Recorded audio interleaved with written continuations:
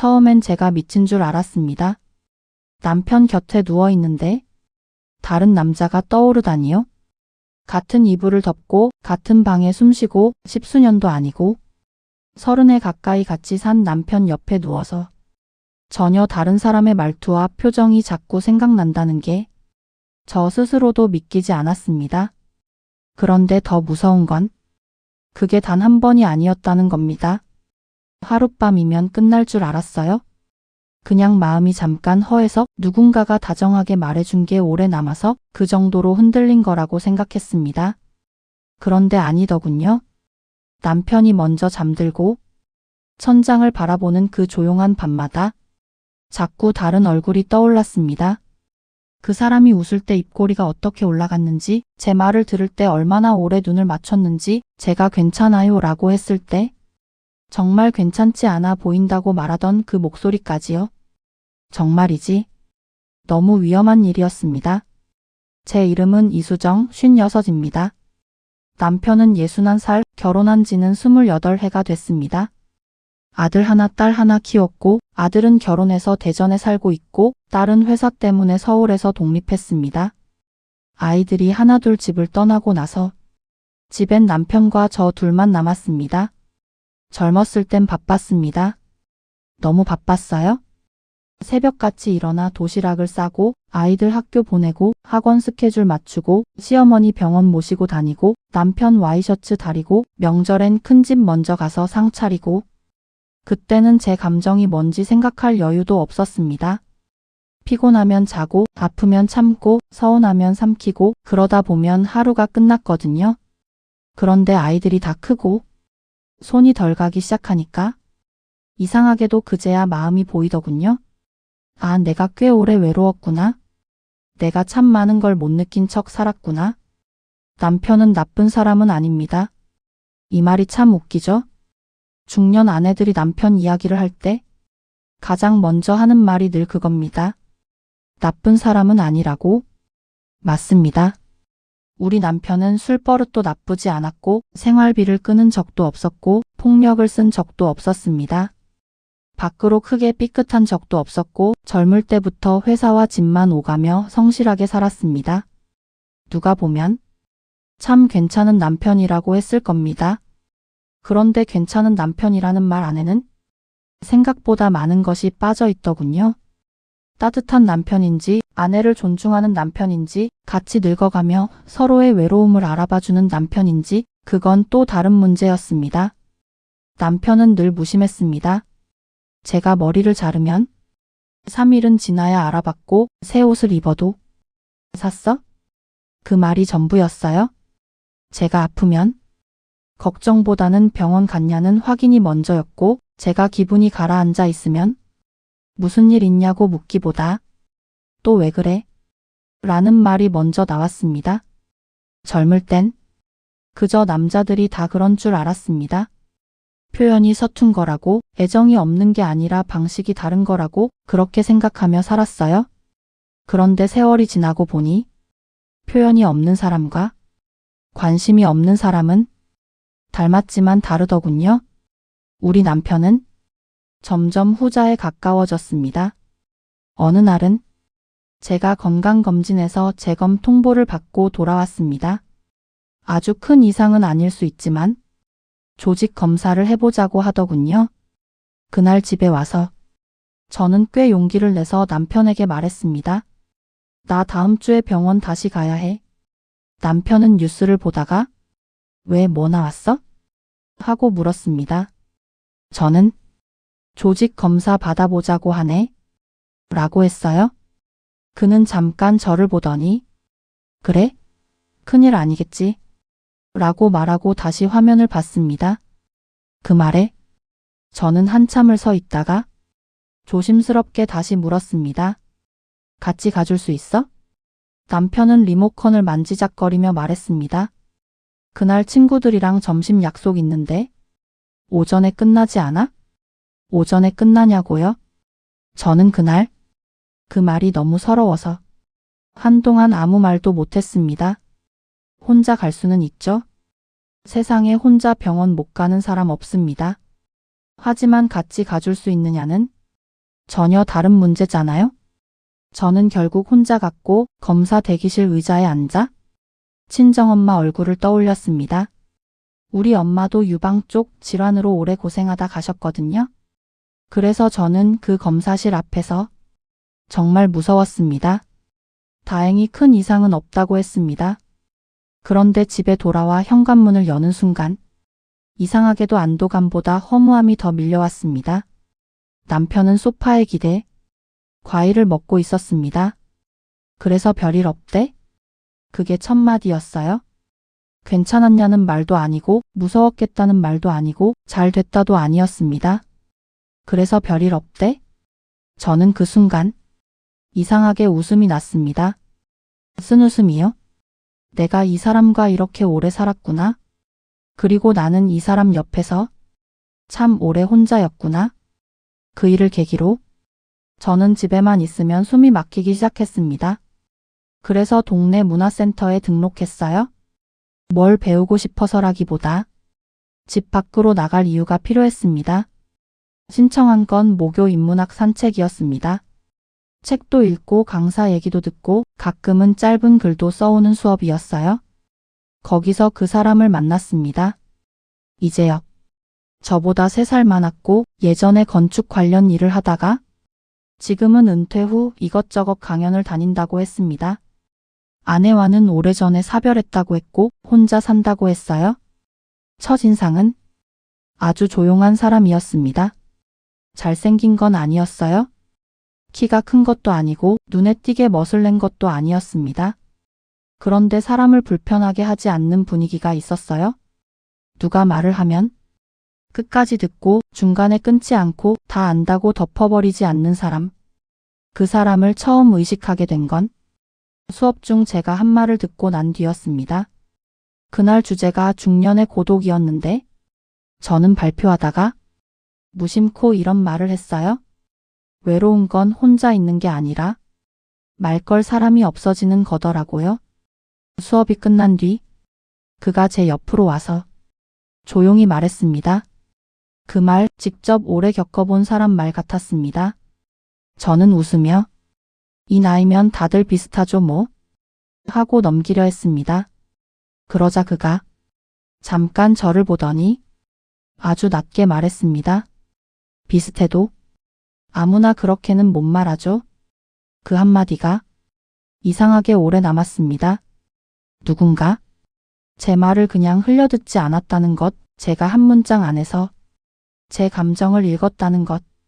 정말 별거 아닌데 그게 저를 조금씩 흔들기 시작했습니다.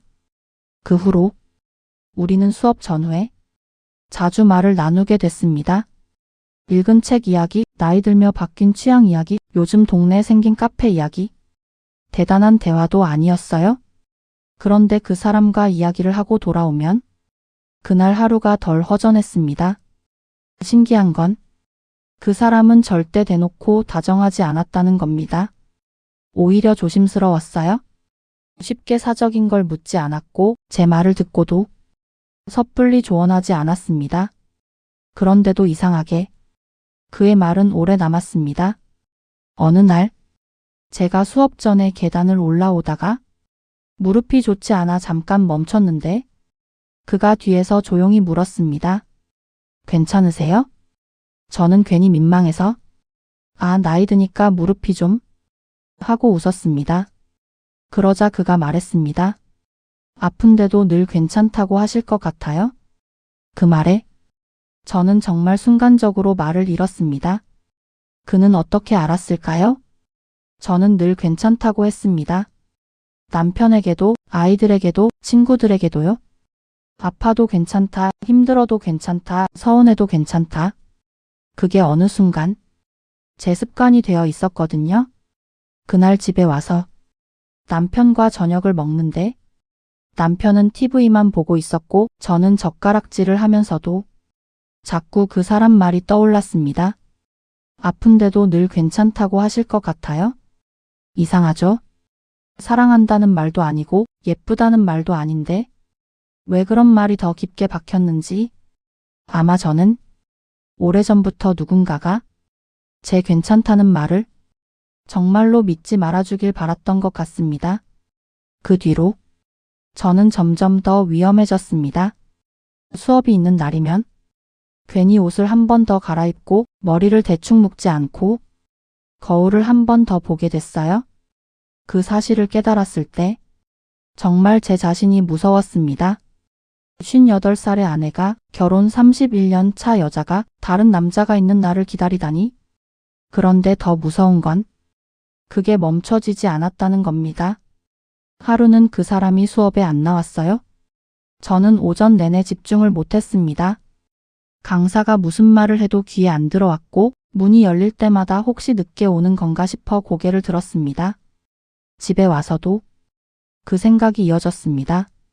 왜 안 왔지? 어디 아픈 건가? 내가 왜 이걸 궁금해하지? 그날 밤 남편 옆에 누워 있는데 정말 이상하게도 남편 얼굴이 아니라 그 사람이 떠올랐습니다. 수업 끝나고 웃던 얼굴, 조용히 제 말을 듣던 눈빛, 늘 괜찮다고 하실 것 같아요? 하던 목소리. 저는 깜짝 놀라 눈을 떴습니다. 옆에서는 남편이 깊게 잠들어 있었어요. 코 고는 소리가 작게 들렸고 저는 숨도 크게 못 쉬고 그냥 천장만 바라봤습니다. 내가 지금 뭘 하고 있지? 그날이 처음이었습니다. 남편 곁에 누워 있으면서도 다른 남자가 떠오른 밤이. 저는 그 다음 날부터 그 사람을 피하려고 했습니다. 문자 답도 늦게 하고 수업 끝나면 먼저 일어나 나왔고 일부러 다른 사람들 사이에만 앉았습니다. 그런데 피할수록 더 선명해졌습니다. 그는 대놓고 이유를 묻지 않았어요. 그저 평소보다 조금 더 조심스러워졌을 뿐입니다. 그게 오히려 저를 더 아프게 했습니다. 어느 날 수업이 끝난 뒤 비가 많이 왔습니다. 사람들은 대부분 급히 택시를 잡거나 뛰어갔고 저는 처마 아래 서서 한참을 비를 보고 있었습니다. 그때 그가 다가와 우산을 펼치며 말했습니다. 집 방향 비슷하시면 같이 좀 걸으실래요? 그날 비는 생각보다 차가웠고 우산은 생각보다 작았습니다. 우리는 아주 가까이 걸어야 했고 제 팔에 그의 코트 소매가 몇 번이나 스쳤습니다. 저는 심장이 너무 크게 뛰어서 혹시 들릴까 봐 무서울 정도였어요. 걷다가 그가 조용히 말했습니다. 요즘 일부러 저 피하시죠? 저는 놀라서 아무 말도 못했습니다. 그는 곧바로 덧붙였습니다. 불편하게 했다면 죄송합니다. 저는 고개를 저었습니다. 아니에요? 그런 건 아니에요? 그러자 그가 정말 힘겹게 말하더군요. 그럼 다행인데 저도 제가 좀 위험하다고 느껴서요. 그 말을 듣는 순간 제 발이 멈출 뻔했습니다. 저도요? 그 한마디를 차마 입 밖으로 내진 못했지만 마음속에서는 이미 그 말을 하고 있었습니다. 그날 밤 저는 거의 잠을 못 잤습니다. 남편은 평소처럼 옆에서 금방 잠들었습니다. 그런데 저는 계속 깨어 있었어요. 남편 곁에 누워 있으면서도 계속 그 사람 생각이 났습니다. 비냄새, 우산 아래 가까웠던 체온, 저도 제가 좀 위험하다고 느껴서요. 라고 하던 목소리. 그 순간 저는 인정할 수밖에 없었습니다. 이건 사랑이 아니라 외로움인 줄 알았는데 이미 그보다 더 위험한 감정이 되어버렸구나. 외로움이면 누구의 다정함이든 비슷하게 흔들렸을 겁니다. 그런데 아니었어요. 저는 그 사람의 말투를 기억했고 그 사람이 없는 자리를 허전해했고 그 사람이 웃는 얼굴을 밤마다 떠올렸습니다. 그건 더 이상 막연한 공허함이 아니었습니다. 다음 주 수업에서 우리는 마주쳤지만 오히려 더 조심스러웠습니다. 수업이 끝나고 사람들 다 나간 뒤 그가 제게 아주 낮게 말했습니다. 이쯤에서 멈추는 게 맞겠죠? 그 말을 듣는 순간 가슴이 철렁했어요. 맞는 말이었습니다. 정말 맞는 말이었어요. 그런데도 왜 그렇게 서운했는지 모르겠습니다. 저는 한참 있다가 겨우 말했어요. 네, 맞아요. 그는 잠깐 웃었지만 그 웃음이 너무 쓸쓸해서 저는 차마 그 얼굴을 오래 못 봤습니다. 그날 집에 돌아와 남편과 저녁을 먹는데 남편이 뜬금없이 말했습니다. 요즘 왜 이렇게 멍해? 그 말을 듣는 순간 정말 웃음이 났습니다. 당신이 그걸 이제야 보냐고? 나는 이렇게 오래 비어 있었는데 당신은 이제야 멍하냐고 묻냐고? 저는 그날 결국 남편에게 말했습니다. 우리 얘기 좀 하자. 남편은 처음엔 귀찮다는 표정이었습니다. 왜 또? 저는 참지 않았습니다. 그동안 혼자 병원 갔던 일, 아프다고 말해도 흘려듣던 일, 같이 살아도 늘 혼자 같았던 시간들, 그리고 무엇보다 이대로는 더 못 살겠다는 걸 처음부터 끝까지 다 말했습니다. 남편은 처음엔 방어적이었습니다. 나 나름대로 책임 다했잖아? 생활비 한 번 밀린 적 없잖아? 이 나이에 뭘 그렇게 감정적으로 굴어? 그 말에 저는 처음으로 소리를 높였습니다. 책임만 다하면 부부가 되는 거야? 나는 당신 옆에서 너무 오래 없는 사람처럼 살았어. 남편은 그제야 정말 길게 침묵했습니다. 그리고 아주 낮게 말했습니다. 나는 당신이 원래 그런 사람인 줄 알았어. 그 말이 저를 더 허무하게 만들었습니다. 원래 그런 사람. 참고 기다리고 없어도 되는 사람처럼 조용히 사는 사람. 남편은 제가 그런 사람인 줄 알았고 저는 그걸 깨지 못한 채 너무 오래 살았습니다. 그 후 우리는 부부 상담을 받았습니다. 남편은 처음엔 시큰둥했지만 몇 번 받다 보니 자기가 무심한 줄 몰랐다고 하더군요. 가족을 먹여 살리고 바깥일 없이 살면 그게 다인 줄 알았다고요? 저는 그 말을 듣고 조금은 이해했습니다. 그가 악한 사람은 아니었습니다. 그저 너무 몰랐던 거예요. 하지만 몰랐다고 해서 제가 느낀 외로움이 사라지는 건 아니었습니다. 저는 결국 그 사람에게 문자를 보냈습니다. 여기서 멈추는 게 맞는 것 같습니다. 더 가면 안 될 것 같아요? 한참 뒤 답장이 왔습니다. 맞습니다. 그래도 정민 씨를 알게 되어 감사했습니다. 앞으로는 누군가의 곁에서 혼자 계시지 않았으면 좋겠습니다. 그 문장을 읽고 저는 또 울었습니다. 남편 곁에 누워 있으면서도 다른 남자가 떠올랐던 밤들이 정말로 부끄럽지 않은 건 아닙니다. 지금도 가끔 생각이 납니다. 하지만 이제는 압니다. 그건 단순히 제가 나쁜 여자가 되어가고 있다는 뜻만은 아니었다는 걸요. 그건 제가 얼마나 오래 보이지 않는 사람처럼 살았는지, 얼마나 오래 제 마음을 방치했는지 그 끝에서 온 경고였다는 걸요. 사랑이 아니라 외로움인 줄 알았는데 더 위험한 감정이었습니다. 왜냐하면 그 감정은 저를 다른 사람에게 데려가려는 게 아니라 결국 저 자신에게 데려다 놓았기 때문입니다. 너 지금 괜찮지 않잖아? 너 너무 오래 혼자였잖아? 너 이렇게 더 두면 안 되잖아? 그 말을 다른 남자가 먼저 해줬을 뿐이었습니다. 지금도 남편과 저는 완벽한 부부는 아닙니다. 갑자기 젊은 날처럼 사랑이 돌아온 것도 아니고 손을 잡고 다니는 사이가 된 것도 아닙니다. 하지만 적어도 이제는 제가 참기만 하진 않습니다. 나 오늘 힘들어? 같이 병원 가줘? 내 말 좀 들어줘? 그런 말을 합니다. 예전엔 그런 말이 구차하고 민폐 같았습니다. 지금은 압니다. 참는다고 관계가 지켜지는 게 아니라 참을수록 누군가는 사라진다는 걸, 그 누군가가 저였다는 것도요. 그래서 오늘도 남편이 먼저 알아주길 기다리기보다 제가 먼저 제 마음을 들여다보려고 합니다. 정민아, 오늘은 좀 괜찮니? 또 참고만 있진 않니?